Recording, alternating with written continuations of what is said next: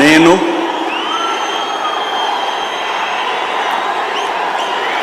నారా చంద్రబాబు నాయుడు అనే నేను శాసనం ద్వారా నిర్మితమైన భారత రాజ్యాంగం పట్ల నిజమైన విశ్వాసం, విధేయత చూపుతానని, భారతదేశ సార్వభౌమాధికారాన్ని, సమగ్రతను కాపాడుతానని ఆంధ్రప్రదేశ్ రాష్ట్ర ముఖ్యమంత్రిగా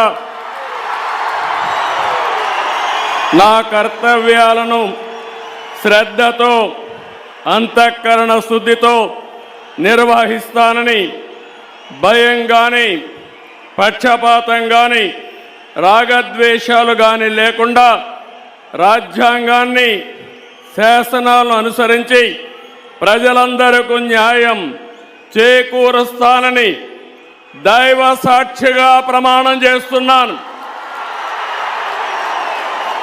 నేను నారా చంద్రబాబు నాయుడు అనే నేను ఆంధ్రప్రదేశ్ రాష్ట్ర ముఖ్యమంత్రిగా నా పరిశీలనకు వచ్చిన లేదా నాకు తెలియవచ్చిన ఏ విషయాన్ని నా కర్తవ్యాలను సక్రమంగా నిర్వహించేందుకు అవసరమైన మేరకు తప్ప ప్రత్యక్షంగా కానీ పరోక్షంగా కానీ ఏ వ్యక్తికి లేదా వ్యక్తులకు తెలియపరచనని లేదా వెల్లడించని దైవ సాక్షిగా ప్రమాణం చేస్తున్నాను.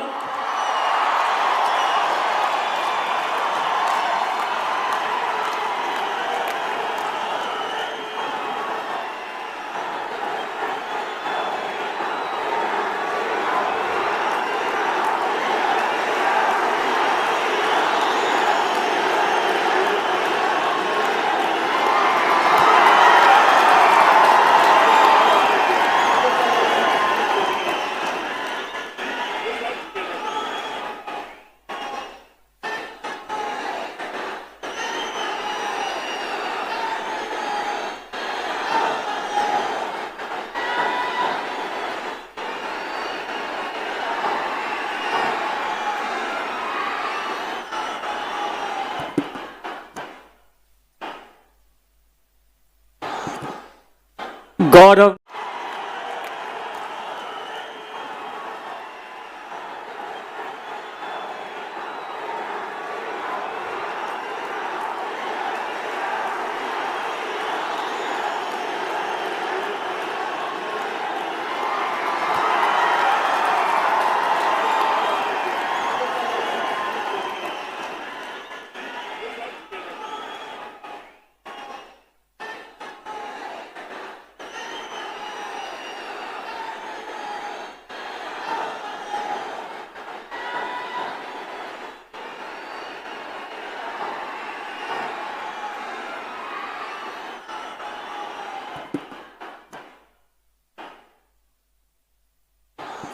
దేశం పార్టీ వ్యవస్థాపకులైనటువంటి శ్రీ నందమూరి తారక రామారావు గారి ప్రియపుత్రుల్లో ఒకరైనటువంటి మన బాలయ్య బాబు వారి నుంచి సంక్రమించినటువంటి కేవలం అభినయ కళ మాత్రమే కాదు, ఒక యాక్టింగ్ అనేదే కాదు, ప్రజాసేవని కూడా పుణికి పుచ్చుకొని హిందూపూర్ నియోజకవర్గం నుంచి ముచ్చటగా 3వసారి ఎంపికైనటువంటి మన ధీరుడు, మన యోధుడు ఎన్ని హ్యాట్రిక్ విజయాలు అందించారు, ఎన్ని చిత్రాల్లో మనకి తన యొక్క సామర్థ్యాన్ని చూపారో మనకు తెలియందే కాదు.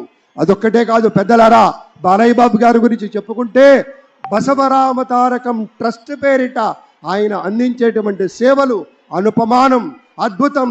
క్యాన్సర్ వ్యాధితో బాధపడుతున్నటువంటి అనేక మంది ఆర్తుల్ని రక్షించడం కోసం బసవతారకం ట్రస్ట్ పక్షాన విశేషమైనటువంటి రీతిలో సేవలు అందిస్తున్న బాలయ్య బాబుకి జై.